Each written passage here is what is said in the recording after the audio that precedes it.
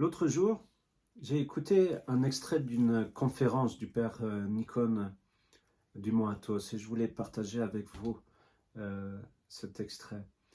Il y a à un moment donné dans l'assemblée une jeune femme qui lui pose la question et qui dit, voilà, il y a un enfant de 5-7 ans qui s'adresse à vous et qui vous demande, voilà, je ne vois pas Dieu.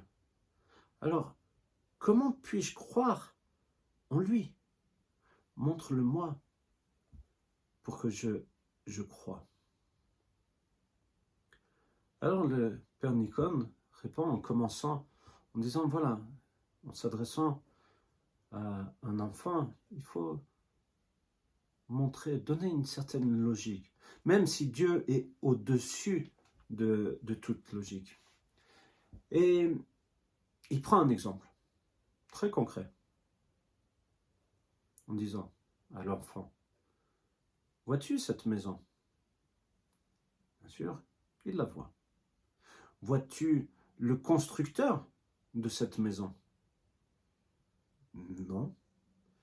Donc, cela veut dire que le constructeur n'existe pas parce que tu ne le vois pas. Puisque tu vois la maison, alors le constructeur existe. Et il donne un autre exemple. Il dit, tu peux voir cette montre? Oui. Et celui qui a fait cette montre, tu le vois? Non. Alors, que dis-tu? Que celui qui a fait cette montre n'existe pas? Et là, continue en disant, nous savons qu'il existe. Lui qui a fait cela. Et c'est la même chose. C'est la même chose. En voyant toutes les choses, nous apprenons à connaître le Créateur. En effet, dans les psaumes, c'est mis. Tu as fait toutes choses dans ta sagesse. Et en fait, c'est vrai. Nous ne voyons pas le Créateur, mais nous voyons la créature. Et nous savons que, comme a énoncé l'apôtre Paul dans l'Épître aux Hébreux au chapitre 3, verset 4,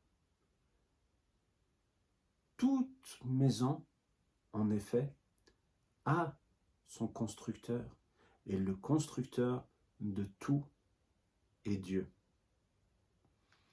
Et j'étais touché par cet extrait de conférence, parce que, en fait, bien sûr, cette dame demande par rapport à un enfant, mais combien de personnes peuvent dire, mais moi je ne vois pas Dieu, je ne le vois pas, comment je peux croire en Dieu?